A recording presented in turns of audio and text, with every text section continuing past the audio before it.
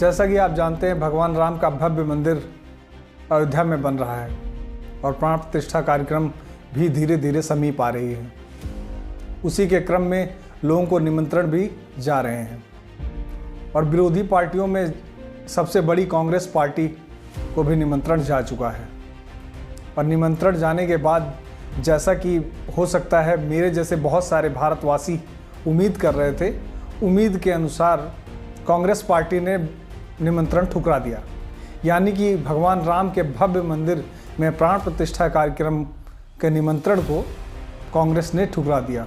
और कांग्रेस के जो सबसे वरिष्ठ नेताओं में से एक हैं सोनिया गांधी, मल्लिकार्जुन खड़गे और अधीर रंजन चौधरी, इन तीनों लोगों ने प्राण प्रतिष्ठा कार्यक्रम में शामिल होने से मना कर दिया।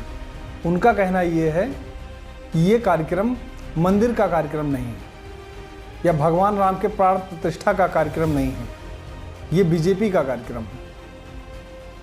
ये बीजेपी इसको राजनीतिक रंग देने में लगी हुई है और इससे चुनावी लाभ लेने में सफल होगी। इनका कहने का मतलब यह है कि हम इसलिए इसका विरोध कर रहे हैं। तो पहले इनको ये समझना चाहिए कि बीजेपी का हमेशा से राम मंदिर मुद्दा रहा है। इसके लिए कांग्रेस को ये समझना पड़ेगा कि बीजेपी ने अगर राजनीतिकरण करना शुरू किया है इस मंदिर के लिए तो उनका अलग अपना मुद्दा हो सकता है, लेकिन पहले ये भी समझना पड़ेगा कि भगवान राम करोड़ों करोड़ों हिंदुओं के आस्था के केंद्र हैं और उनके लिए कितने न जाने कारसेवकों ने अपने जान की आहुति दे दी। मुलायम सिंह उस समय मुख्यमंत्री थे, उन्होंने उन पे गोलियां भी चलवाईं और कितने लोग घायल हुए, बहुत सारे लोग मृत्यु को भी प्राप्त हुए। इससे आप ये समझ सकते हैं कि भारत की आस्था मजबूत तरीके से भगवान राम में है और आज पूरा भारत झूम रहा है खुशी से कि भगवान राम जो कभी टाट के घर में पड़े हुए थे और उस समय तो 14 वर्ष का वनवास उन्हें मिला था, लेकिन ये 500 वर्ष का वनवास आज भगवान राम दोबारा काट के 22 तारीख को अपने मंदिर में प्रतिष्ठित हो जाएंगे। लेकिन कांग्रेस भगवान राम के भव्य मंदिर के निमंत्रण को ठुकरा के दोबारा से इतिहास को दोहराने की कोशिश कर रही है। इसके साथ कांग्रेस को यह भी समझना चाहिए कि भगवान राम के भव्य मंदिर में होने वाले प्राण प्रतिष्ठा कार्यक्रम के निमंत्रण को कांग्रेस ठुकरा रही है, जबकि भगवान राम के इस देश में हिंदू बाहुल्य है। फिर भी हिंदुओं की भावना का इस तरीके से तिरस्कार होना ये सिर्फ भारत में ही संभव है। और कांग्रेस जो कभी इस देश की सबसे बड़ी पार्टी हुआ करती थी, वो हिंदुओं की भावना को लेके इस तरीके से हिंदुओं का तिरस्कार करेगी और हिंदुओं के श्रद्धेय भगवान श्री राम के निमंत्रण को ठुकराएगी, ये हिंदुओं को समझना पड़ेगा। राजनीति के चलते भगवान राम के निमंत्रण को भी ठुकराया जा रहा है। इसका सीधा सीधा मतलब ये है कि हिंदुओं की भावनाओं का भी कोई फर्क नहीं है कांग्रेस के ऊपर। हिंदुओं की भावनाएं आहत होती हैं या हिंदुओं का अपमान होता है, इससे कांग्रेस को कोई फर्क नहीं पड़ता।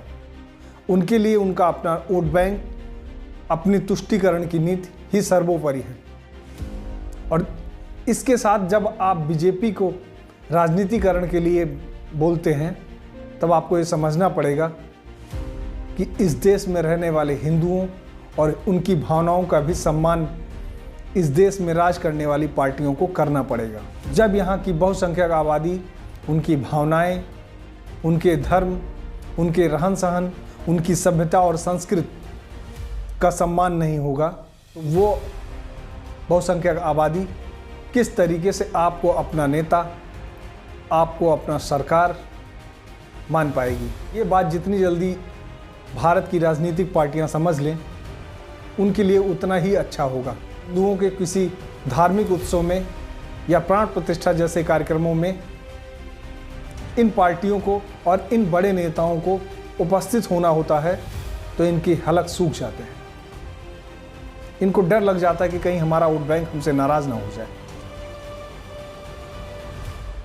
जबकि भारत में बहुसंख्यक आबादी हिंदुओं की है और हिंदुओं को ही जातियों में तोड़ दिया गया है और जातियों में बांट के सिर्फ वोटों की राजनीति करना ही इन पार्टियों का एक विशेष धर्म बन के रह गया है। आपको बताते चले कि कांग्रेस की सबसे बड़ी समस्या ये भी है कि कांग्रेस किस मुंह से भगवान राम के प्राण प्रतिष्ठा कार्यक्रम में पहुंचेगी। चाहे भगवान राम से जुड़ी मान्यताएं या राम सेतु या भगवान को काल्पनिक तक बताने की कोशिश और आरोप हमेशा कांग्रेस पर लगते रहे हैं और कांग्रेस ने कोर्ट में हलफनामा भी दिया कि भगवान राम तो काल्पनिक है और भगवान राम के मंदिर बनने में जितनी दुश्वारियां, जितने रोड़े अटकाए जा सकते थे वो कांग्रेस ने अपनी तरफ से किए और ये निमंत्रण इस तरीके से ही नहीं ठुकराया गया। आपको इतिहास में भी जाना होगा कि जब सोमनाथ का मंदिर बना था तब सरदार वल्लभ भाई पटेल और उस समय के तत्कालीन राष्ट्रपति राजेंद्र प्रसाद कार्यक्रम में सम्मिलित हुए, प्राण प्रतिष्ठा कार्यक्रम में सम्मिलित हुए, लेकिन नेहरू ने सम्मिलित होने से मना कर दिया।